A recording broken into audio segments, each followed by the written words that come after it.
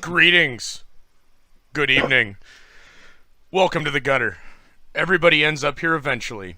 It is only a matter of time. My name is Aldous, and I will be your host this evening. Each individual episode of the gutter is intended to provide a bit of insight, retrospection, and honor to the topic at hand, highlighted by some editorializing on my part, of course, especially in those instances where I am guestless.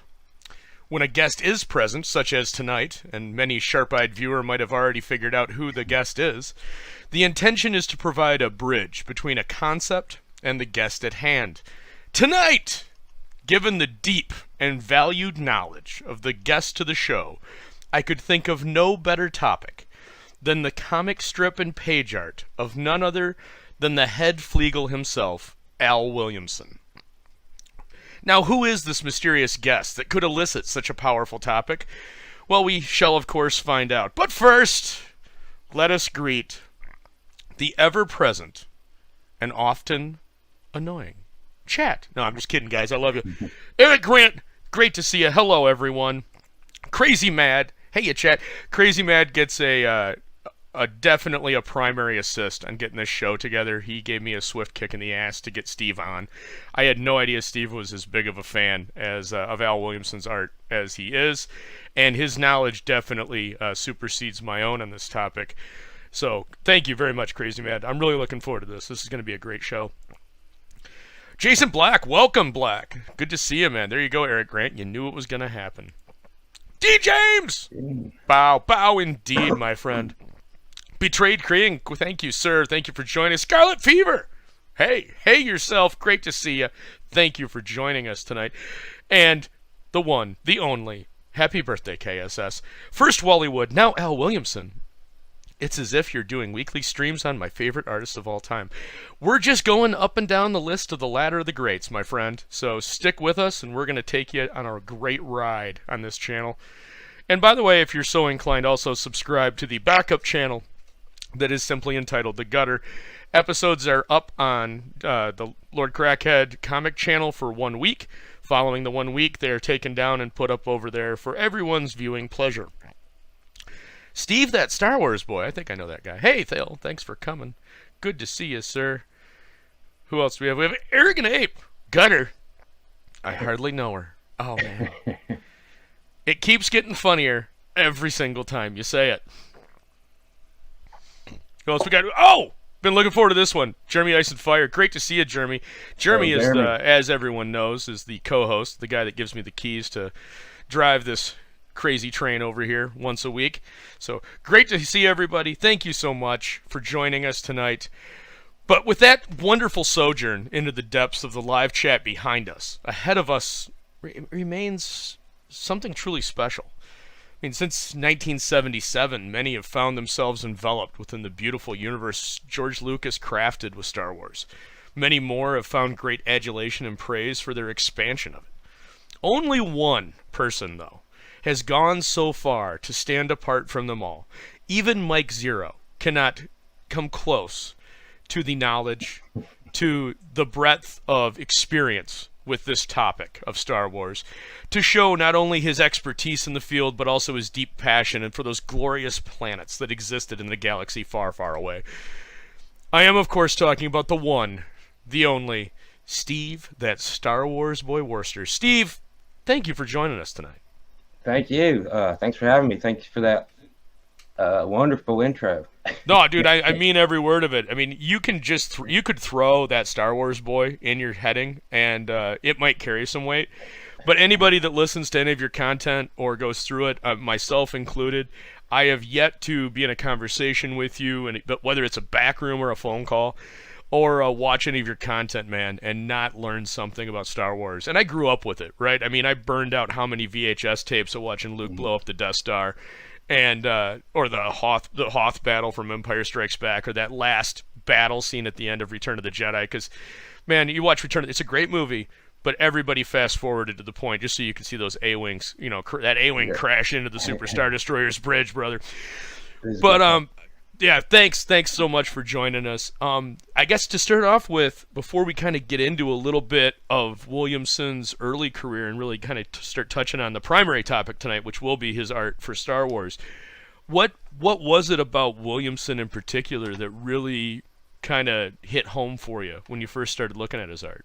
Like I found comic books when I was 10 years old, 1983, and it must have been days or maybe just a few weeks after Return of the Jedi had come out, and I'd seen that, and pretty much like, oh no, Star Wars, it's over.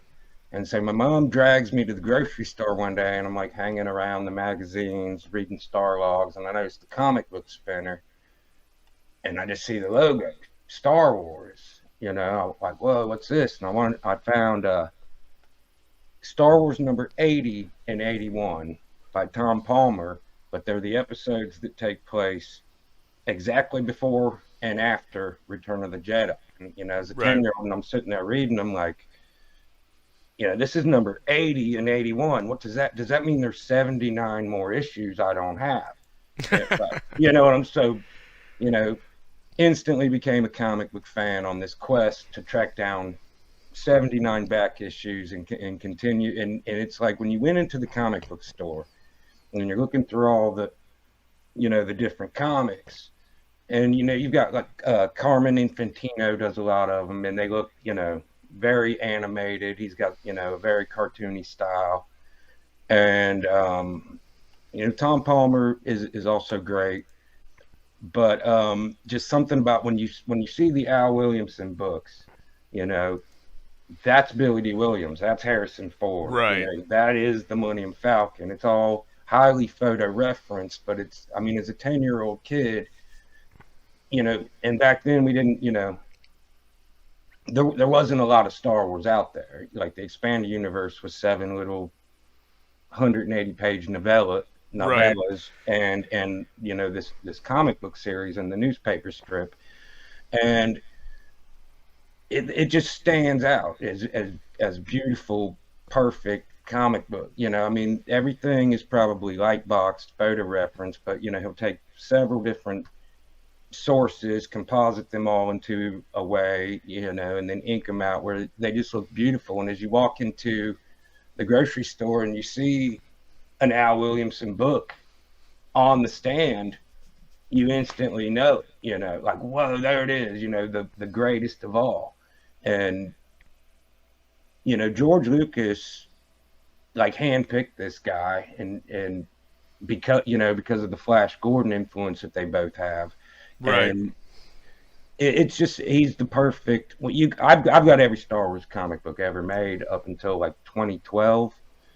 That was a And good time to bail. yeah. For obvious reasons, but No, for sure. Well, just to give a little they bit of background for those that don't know, Alfonso Al Williamson, not actually his full name. That was his pen name, Al Williamson. Uh, he was born in New York City, but spent the majority of his childhood growing up in Bogota, Colombia. He moved back to America at the age of 12, and while his birth name was Alfonso Williamson Perez Jr., he pretty much always went by Al Williams or Alfonso Williamson. You'll see it occasionally. He would drop the son early in his career. He played around a little bit with it, but Al Williamson kind of became his standard pen name very early. And when I say very early, I'm not kidding.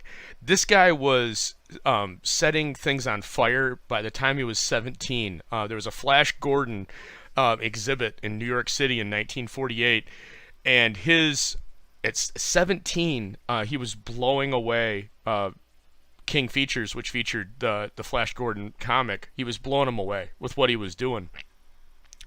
His dedication, and he was extraordinarily creative, but his dedication to his art just kept on making him improve, right up until the point where it wasn't long. He was already kind of doodling and getting minor work here and there for small regional papers, kind of school stuff, nothing that's got major publication. But by Weird Fantasy 13, he was already supplying cover art. And the cover art that he supplied, which wasn't used until issue 21 of 1953, actually includes this beautiful lady in yellow that's over on the side of the screen, who, if you pay close attention, yes, was one of the major inspirations for Ripley in Alien from 1979 by oh man, I'm drawing a blank. I'm sorry. But yes, so Williamson's he has this amazing start to his career. He's right out of the bullpen. He's jumps into EC Comics. While there, he meets Marie Severin, who goes on to become a great Marvel artist and becomes a very widely renowned artist at EC throughout the 50s. And then 54 happens, and Wortham happens, the Comics Code happens, EC gets shut down. He kind of bounces around for a little while. But he'd already kind of established that as much as he liked doing some of the horror stuff, and even like the sci-fi horror. Yes, thank you, KSS Ridley Scott. KSS is on top of it. Yeah, thank you. I've had a rough day, man, and I'm not nearly as well prepared. That's why I'm thrilled Steve's here, because if anybody can, pull up the slack that I'm going to be generating, it's definitely my guest this evening. A lot of the EC stuff, whenever you hear Al Williamson talk about it, he just talks about that whole era ending with utter contempt for the Comics Code authority and the censorship of horror and war comics. It had like a profound effect. You know why I love you, Steve? Because 99.9% of people, when you talk about the Comics Code, they're only going to talk about horror comics. You added one word that is more important than the horror comics, because if you go back and watch the senatorial hearings with Wortham, most of what they're holding up are not horror comics. They're holding up war comics, because war comics scared the hell out of the establishment more than anything else, because as we touched in the Jack Kirby episode with Jason Sandberg, these guys are all vets. They saw action. Or if they didn't see action, they knew firsthand people that did. And so when they were putting down war comics, they were showing you what war's like. It's not heroic. I mean, there's heroic aspects of it, but it's terrible. You're going to see bodies get mangled and destroyed. People's husbands and sons are going to die. With and fabulous photographic reference, graphic. Exactly. So yeah, man, including war comics in there it sounds trivial to some, but it's extraordinarily important, and I'm very glad you brought that up. But and there's a general trend that starts very early in Al's career, and it's a fascination with a rather simple character that was created in direct response to Buck Rogers, and that's Alex Raymond's Flash Gordon. And I don't think there's really any way you can put it in any way. There's certainly no way I can phrase it that will come across with what Al's old words is. So I would like to play a short clip of Al speaking about this. I discovered how good Alex Raymond was when I saw those drawings. It was like a world opening up of beauty. Buster Crabbe was Flash Gordon. For some reason, he had it. There was something about him, that he just had it. Suddenly the titles came on, and it was Universal Pictures presents, and then Flash Gordon conquers the universe. And it had me. I said, I couldn't believe it. I could not believe it. Rocket ships. Flash sometimes was a little hot-headed, and Zonka would say, now, my boy, calm down. Maybe we can talk our way out of this one, But I always felt that Dale could handle herself. I never thought that Dale was a wimp. I thought she was a very good-looking young lady, but she was also intelligent. And that's almost the exact story George Lucas tells, going as a child, going and seeing the exact same film, Yeah, and I will say this, and I'm at some point in the future here, there's going to be probably like a 2 or 3 hour special gutter that just focuses on Alex Raymond, because I talk a lot that I subscribe fully to the Steranko school of American Western comics, that the three pillars that hold up and are the base of comics in America are Jack Kirby, Wallace Wood, and Joe Kubert. But when it comes to comic strips and what inspired those three gentlemen, there's really only two names, and it's Hal Foster, who we covered here on the gutter with Odin Dasko, and the other one is Alex Raymond. And there is a special place in my heart for Alex Raymond, because while Foster lived a beautiful long life, Raymond was sadly taken from us very young. And Raymond, his contributions to what are today modern comics, nobody gives him the credit that he deserves. And it's truly something, we're going to touch on it a lot here tonight, because one of the things that both Al Williamson and George Lucas carry in common is their love for Flash Gordon. I mean, obviously, and anybody that's a Star Wars fan knows the stories that Lucas grew up watching the Flash Gordon serials and going back and finding old newspapers and reading every Alex Raymond strip that he could get his hands on. And that definitely translates over into Star Wars when Williamson said there, Flash is a little bit of a hothead. Zarkov tries to calm him down. Dale's very strong-willed and action-oriented. That's Princess Leia. That's a bifurcation of Han Solo and Luke Skywalker, and that's Obi-Wan Kenobi. That's those three roles carry forward. And yeah, anybody in the chat that wants to call out and say, oh yeah, sure, no, that's just Joseph Campbell. Yeah, that's the brilliance of Raymond. He introduced the basic three-character trope in the comic of Flash Gordon, and that's why it resonated. He was following that classic Western storytelling style, whereas Buck Rogers was doing something similar, but it was telling fascinating stories that really just focused on Buck. Flash Gordon focuses on the trifecta of the characters and how they work together, their interpersonal relationships. And then when one character would be off on their own, they would bring somebody else in. They would bring, Prince Aaron or, Ming, or somebody else would always be, so that trifecta was always complete in every short little story arc. And that's what resonated with people. But by the mid-'60s, Al Williamson had the opportunity of a lifetime. He's a young man. He's got some bona fides from his EC work. And King Comics asks him to reinterpret the character that had initially catalyzed his artistic journey. And 1966 sees the release of Flash Gordon #1. It is, in every respect, a success. And pretty much from here on out, this guy can punch his own ticket. He can do whatever he wants.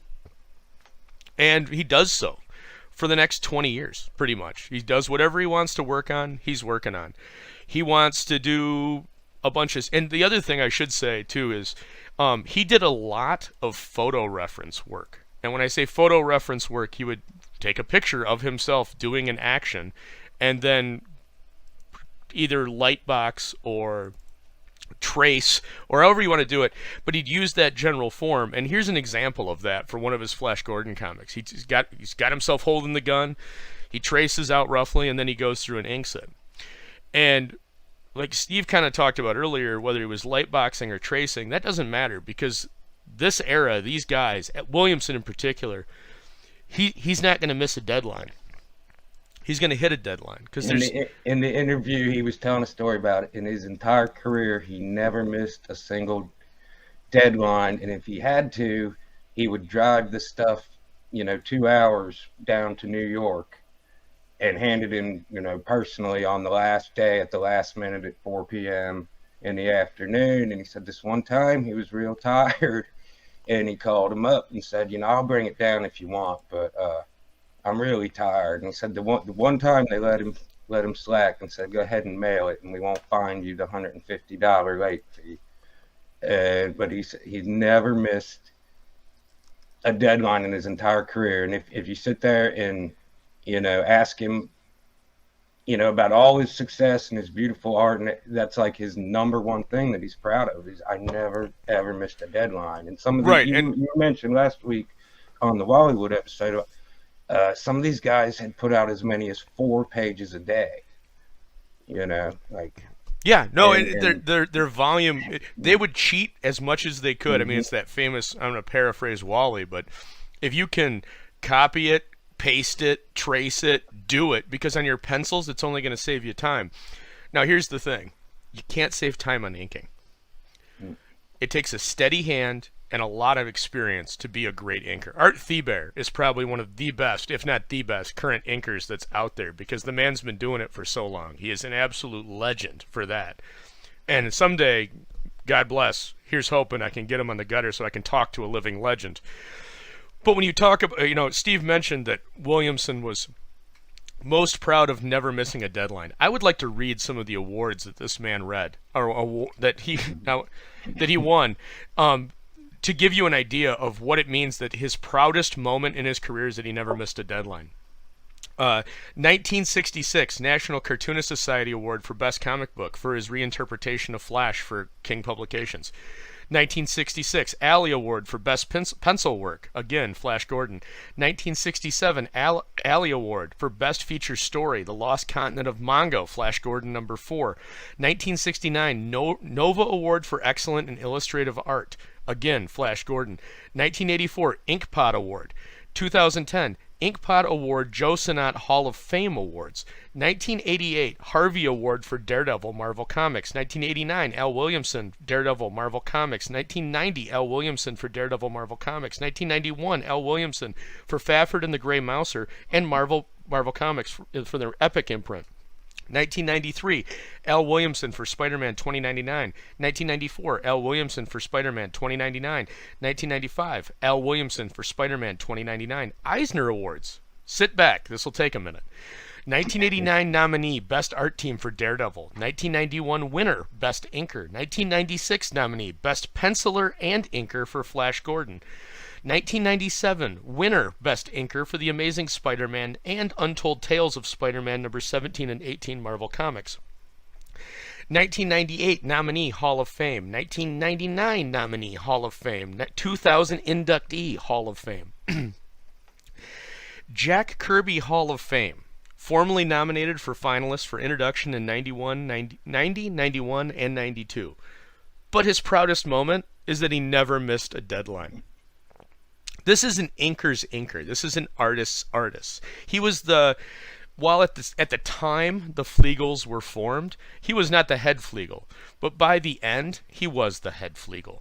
And who was the Fleagle gang? The Fleagle gang were a bunch of up-and-coming artists in the late 40s, early 50s that included a couple of guys you may be familiar with. Angelo Torres was involved. He was one of the Fleagle gang. Writer Nick Meglin was one of the Fleagle gang. Roy Krenkel was one of the Fleagle gang. Frank Fazetta was one of the Fleagle gang. And Al Williamson was one of the Fleagle gang. These were the knockaround guys. They were up-and-comers. They were the talents of the talent of the bench, so to speak. The guys that were riding the pine waiting to get into the game, coach. And they're named after a criminal bank robbing gang. Yeah. Yeah. Now, Williamson's work, though, while he preferred sci-fi, he didn't always stick to it.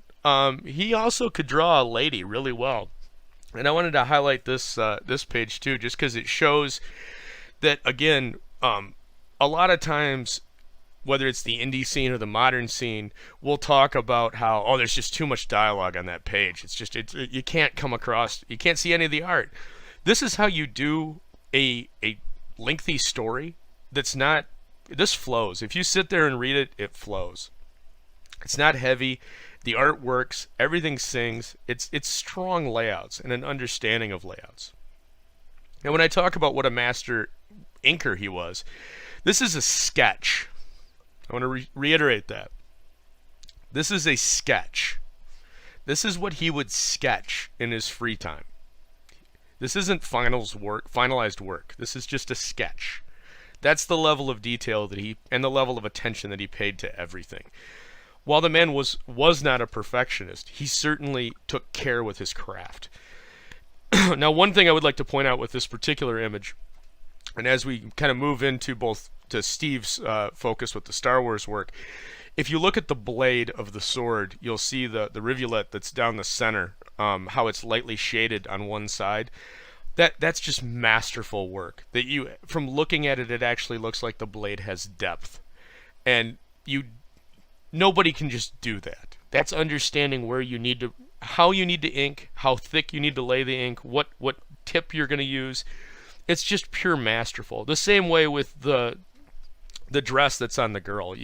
The lines and the folds of the fabric just come alive, and you can see the texture beneath it. It's absolutely fantastic. So before we get into some of the Star Wars stuff, I would like to just catch up on the chat a little bit. We've got Corey Barton joining us. Always an absolute honor, sir. Great to see you, man. If the dialogue is good, there's no such thing as too much. Absolutely, man. For sure. Got the one, the only, Matthew Fowler. Yeah. I still remain. I know I'm not number one in the Matthew Fowler fan club, but I'm trying to get my numbers up here. Art and Times of Jay Ryan, great to see you, sir. And then Sumo Thori, sorry Jay Ryan, no Bancroft. Oh man, no Bancroft. Is he not home yet? That's tragic. Takes like 3 days to fly back to Australia. Well, do you like lose a whole day just flying, right? Because you got to cross the international date line. It's like that weird island that's up in the Bering Sea where it's like you cross over and you lose a day by taking one step. In any case, so Steve, lay it on me, man. So George Lucas picks, he reaches out to Al Williamson and he says, "Hey, man, I want you to be the guy that's going to draw this." And what's the story behind it? What happens here? He's seen Flash Gordon. He loves Flash Gordon. He tried to make Flash Gordon and couldn't get the rights, so he made Star Wars. But he's got the same story as Al, you know. He saw this Saturday matinee, Flash Gordon, when he was a kid, and he wants to bring that back to life, and that's what he loves. And he's seen Al Williamson. He says, "I want Al Williamson to draw my comic book." And you know, Al Williamson actually there's like 12 panels I sent you in a link where he actually does a little bit of an adaptation of A New Hope, but ultimately he couldn't. Yeah, there we go. That's one of them. And this is panel number 1. So this gives you an idea. And this is his adaptation, and you can correct me if I'm wrong. When he started doing the adaptation, he hadn't seen the film. No, not all this of is it. all done just from like pre-production and the dailies. Yeah. And so, you know, I think it was Agent Corrigan, Secret Agent X9, that he was already committed to doing a newspaper strip. So he couldn't take this job. So it ended up Russ Manning, you know, from Magnus Robot Fighter, Gold Key, ended up doing most of them. And they had a couple other artists in between while they were trying to get it to Al Williamson, who ultimately did get it after like 2 or 3 years. But before that, there was a couple different Alcoa, Russ Manning. Dark Horse reprinted most of them, and the ones that they didn't, I actually went and printed them out at my college library on the microfiche. So I've got the whole set. Oh, nice. The Al so Williams Williams did stands out, and it's you know, ultimately they did get him, you know, and he did the Empire Strikes Back and Return of the Jedi adaptions. Right. So the pages that you're seeing here, this daily and then this daily, these are from the actual Star Wars adaptation. These were done in '77, and Williamson did the first 2 weeks worth of dailies. But they were never published, and Williamson had to resign for both health reasons and because he was being overworked. Like Steve said, he was doing a couple other strips at the same time. Yes, there will be another episode on all the other stuff that Williamson did. So KSS, calm down. It'll take a lot of shows, probably, if you want to cover all of it. Yeah, we'll get there, man. Everything in its own time. All of his strips were eventually released by '83, though. He then the next time he would touch Star Wars would be 3 years later in 1980. He did issues 39 to 40 of the comic book, which was the adaptation of Empire Strikes Back. Here's a page. 44. Sorry. Yep. You say here is issue 39. Issue 40. I've had these since I was 10, 11 years old. These are just the adaptation. Oh yeah, those are great copies, man. Here is, I saw this one at the Indiana. Oh yeah, that's dude had it for like $199 or something. Yeah, that's a two. It's like a $150 to $350 book, depending on condition and market. And like I say, you can like that's Billy D. Williams. Yep. You know, like. And I love that cover, man. And then the next one he did is an original story with Archie Goodwin, was a 3-part, number 50, Yep. 3-chapter collector issue. This is really good. Then the And next then, one's 98. yes, Yep. and then finally 98, which I don't know if that's an, doesn't look like an Al Williamson cover at all. I don't know who does the cover, but the interior I is definitely think that's a Al Williamson. Sakanovich cover. I could be wrong, but I think that's a painted Sakanovich cover. Yeah.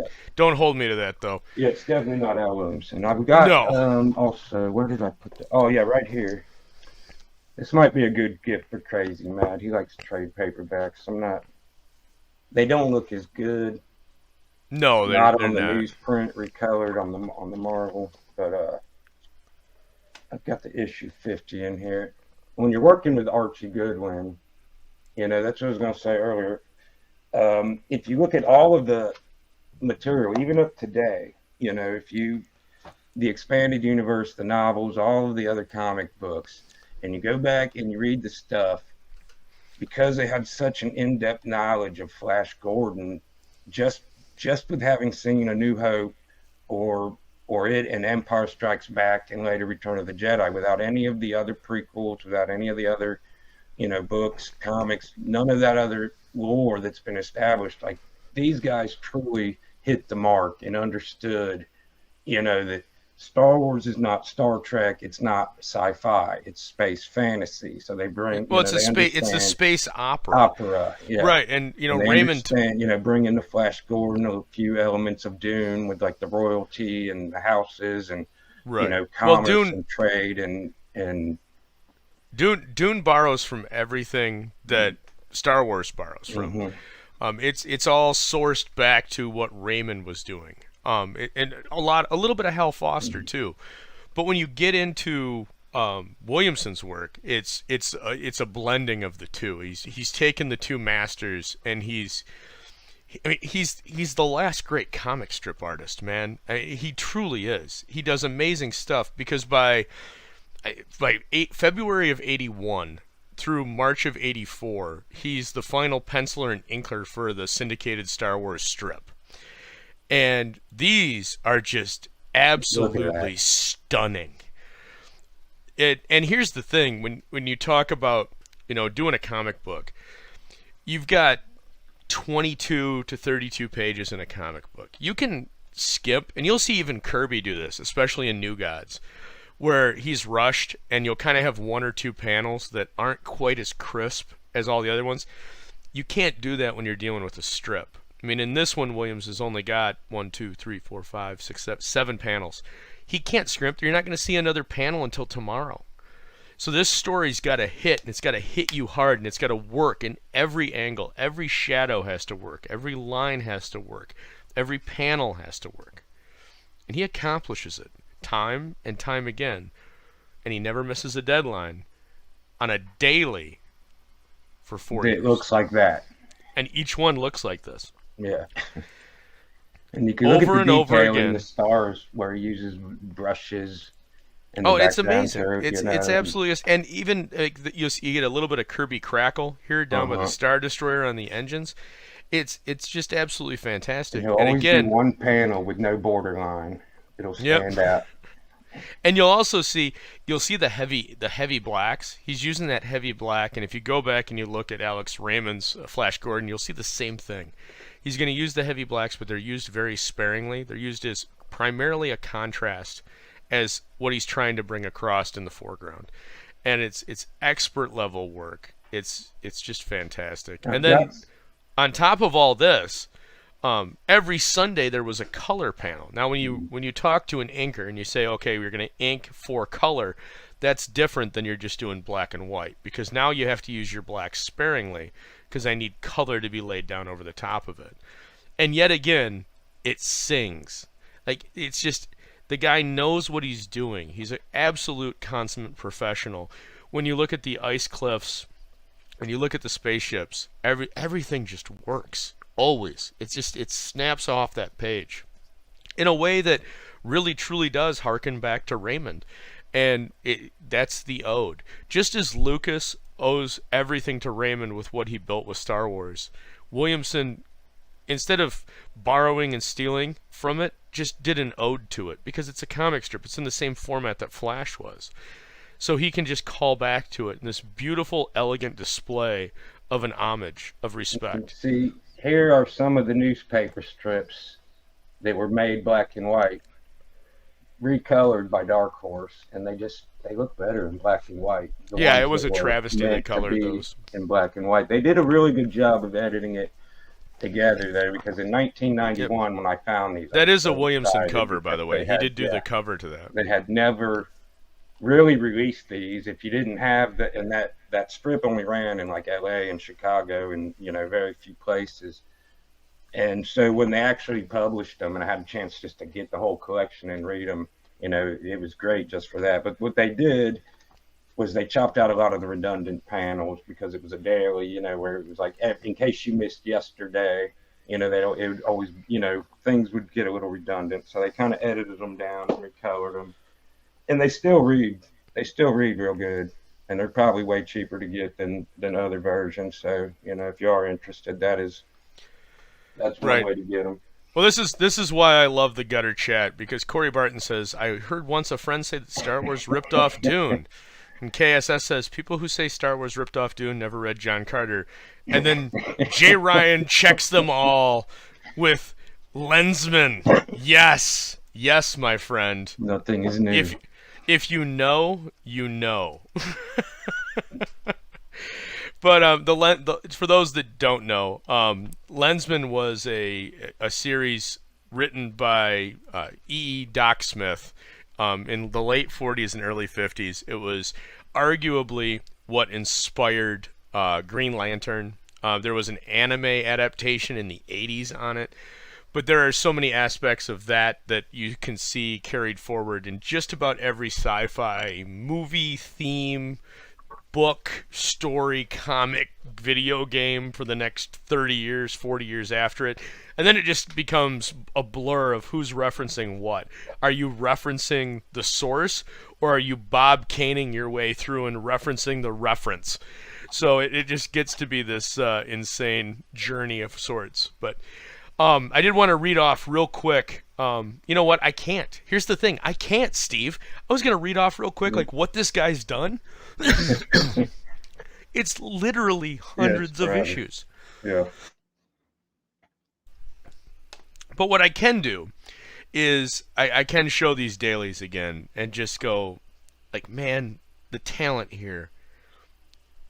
It's astounding. It's a master working at the absolute apex of his craft and impressing absolutely everybody with what he was able to accomplish. And speaking of people operating at the absolute apex of their craft, I understand, Steve, and I've known this for a while, but you've really been hitting home. Oh my God, really? Wow. My friend, it is very rare that somebody throws something up on camera that I get pretty jealous about, but that is. You know where wow, I got this? Out. 1992. Let's hear the story, man. Okay. The story's half as good as the book. Come out. Star Wars. What was it? Dark Empire by Tom Veitch and Cam Kennedy. Whatever. It was the first Dark Horse Star Wars book. It just came out in 1991. And when you read the letters pages and all of the Star Wars books that were coming out in that time, all anyone kept saying is, will you please reprint Al Williamson's Star Wars strips? I've heard about them. That newspaper wasn't in my city. And people were just begging them for it. And so they did.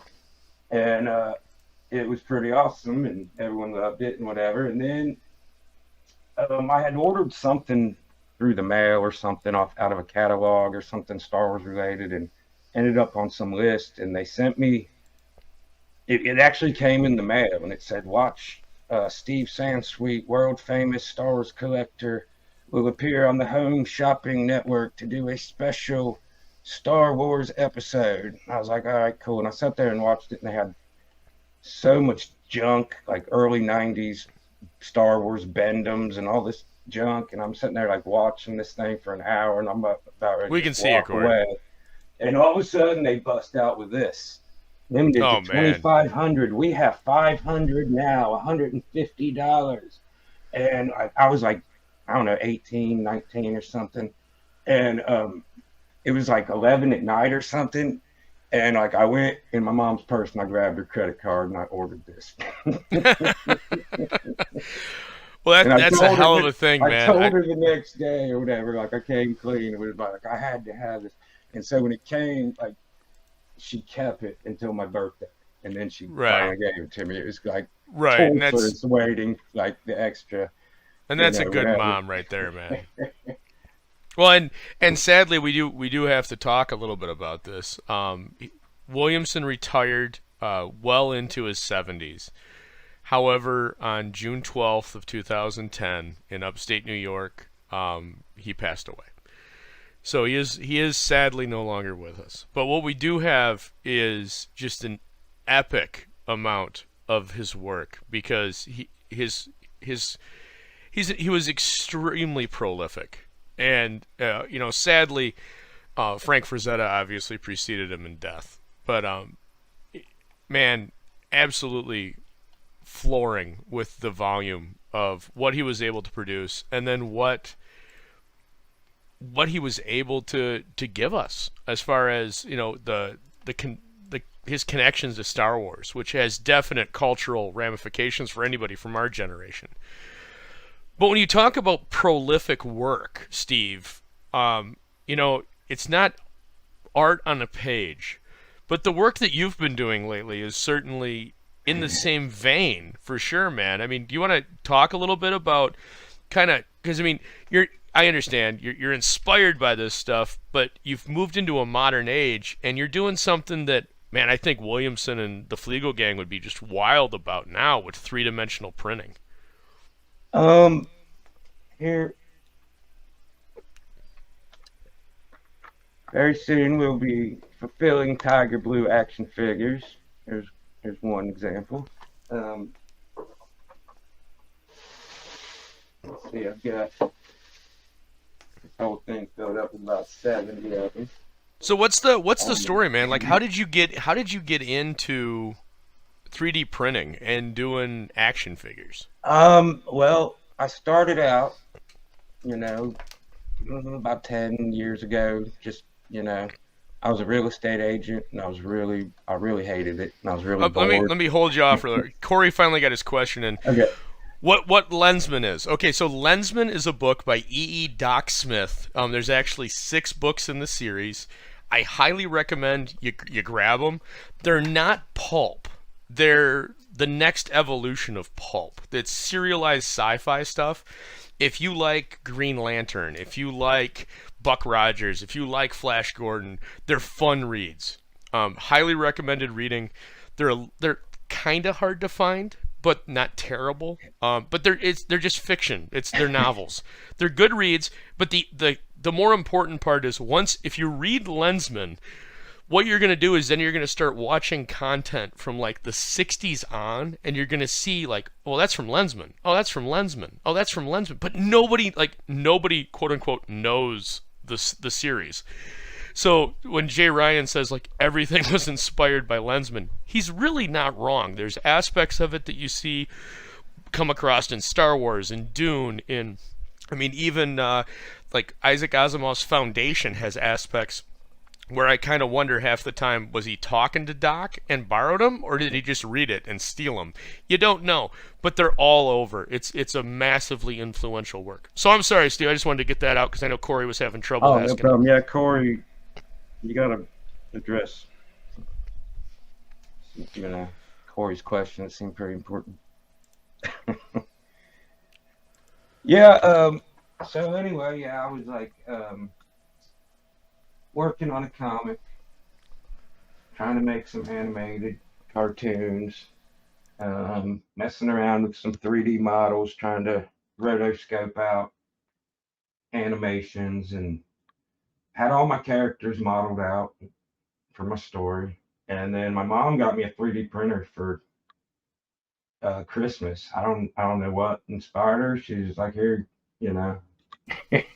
And I just started making action figures because I've always, collected Star Wars figures and had a toy store and a flea market and whatnot. So, I made them all into action figures, and I'm still working on my comic. Well, you started doing like customs, right? So you'd take like an Oh yeah, existing yeah, I action forgot that figure part. Yeah. and custom print pieces to make like something that there was no figure of. Before actually, I had a 3D printer. I just used to do like a lot of kit bashing and painting, and you know, uh, use Sculpey clay on certain ones, and didn't really have any 3D So printers. But I made like doing a the green ton of, stuff with the mini spatulas, kind of changing features and yeah, stuff. yeah, painting them up or swapping heads and stuff. And I've been basically what I did. That's why I bought this edition, was because they scanned clean. And so I was taking all the characters out of the Marvel comic series and making custom action figures and putting them on cards, which kind of led me to where I'm at now, where designing the cards, whatever. I made a whole just to hang on my wall in my room with my other Star Wars figures, just because I Right. wanted to So have a collection of these characters. And arguably when, there's a direct line. I mean, so oh yeah, it's Al, all Al, linear, like right, Alex Raymond inspires George Lucas yes. and Al Williamson. Al Williamson goes into art. He pushes out these amazing comic strips and comic books. He inspires George Lucas to make this amazing movie. Later in life, they both cross paths with this mutual fascination and inspiration from Alex Raymond to do Star Wars. The comic strip and the movie comes back together. That then in turn inspires you. So, man, This is so where my plan diverged, is because I looked at it and said, Al Williamson didn't have $4 billion, so I was the action figures. That's what I need.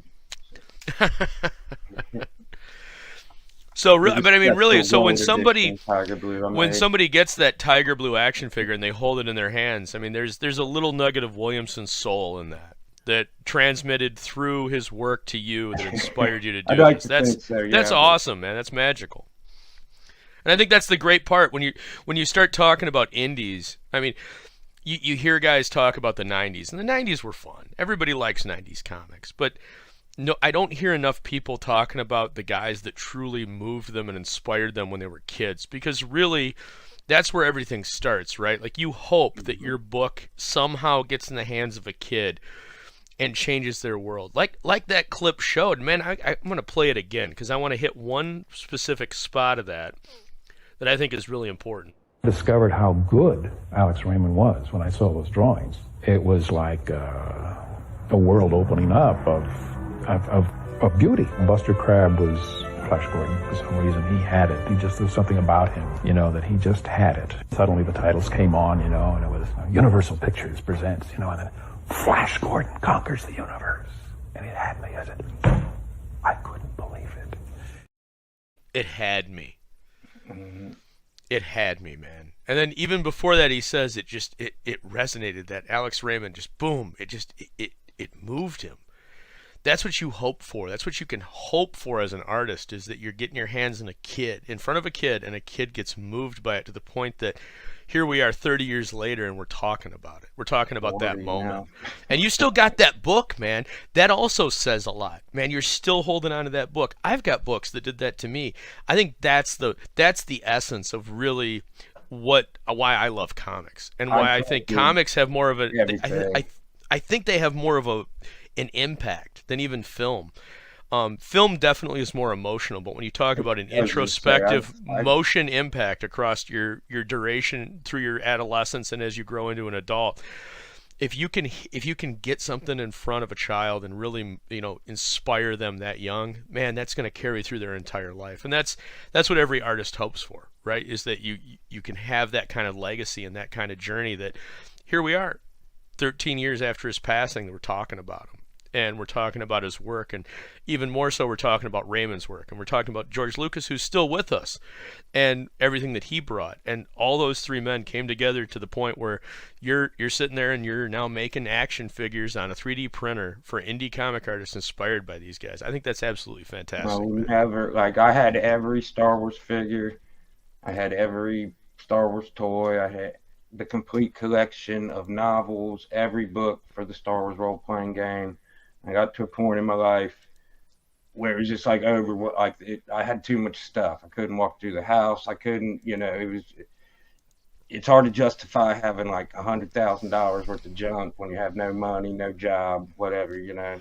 So I basically sold off everything. It was like everything that I'd collected throughout my whole life. And when it got down to like these Marvel comics, like I will never sell these things, never.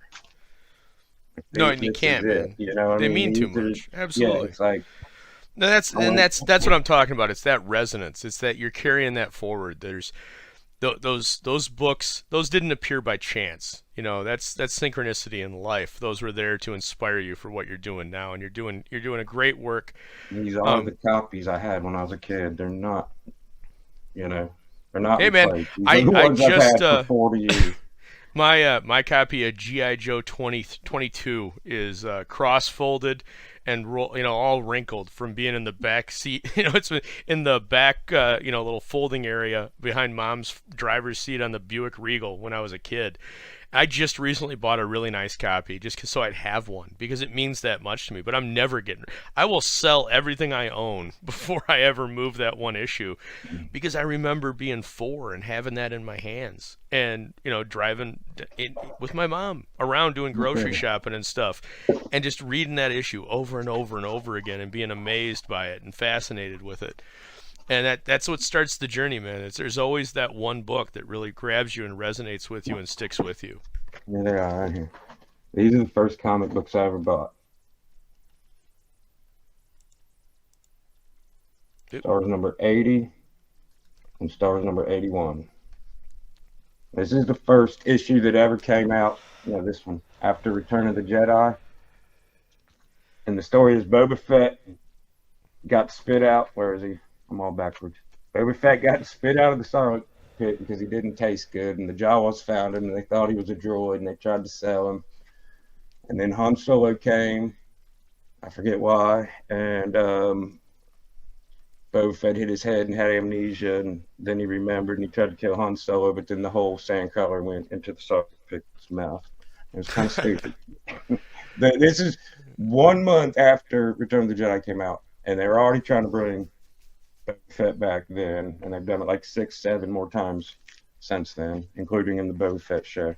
This is Tom Palmer too, though. He's also a great artist. You want to check out some cool old. Yeah, no, Palmer's great, but I mean, and Palmer did a lot of the early stuff, but Williamson obviously is the master. Yeah, in my opinion.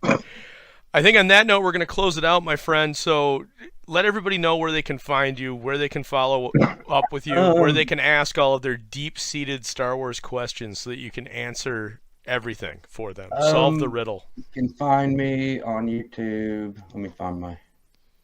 I don't even know my own. It's Steve, that Star Wars boy. Probably. Something like that. All right. Well, I'll make sure I throw it in the description. Yeah, Steve, that Star Wars boy on YouTube, and I don't know what I go by on Twitter. I don't really like Steve Twitter anyway, so. at Steve that Star Wars TSWB. I came prepared with everything except for my own. Right. No worries, man. On that note, I would like to thank everybody for joining us tonight in the gutter. I understand that it's not the place that everybody wants to be, but yet everybody ends up here eventually. So have a great night, all. Thanks for joining us. Steve, thank you so much. This was a wonderful show. Really enjoyed it, man. Take it easy, all. This is blood for blood and by the gallons. This is the old days, man, the bad days, the all or nothing days. They're back. There's no choices left.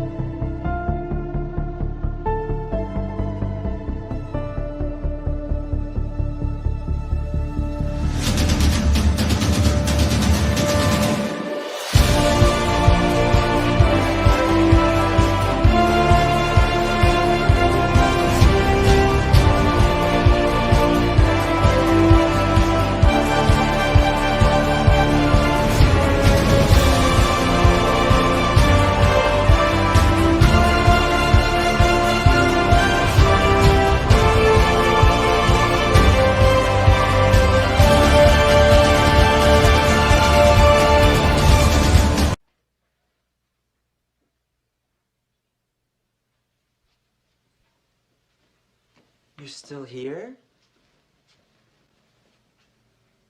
It's over. Go home.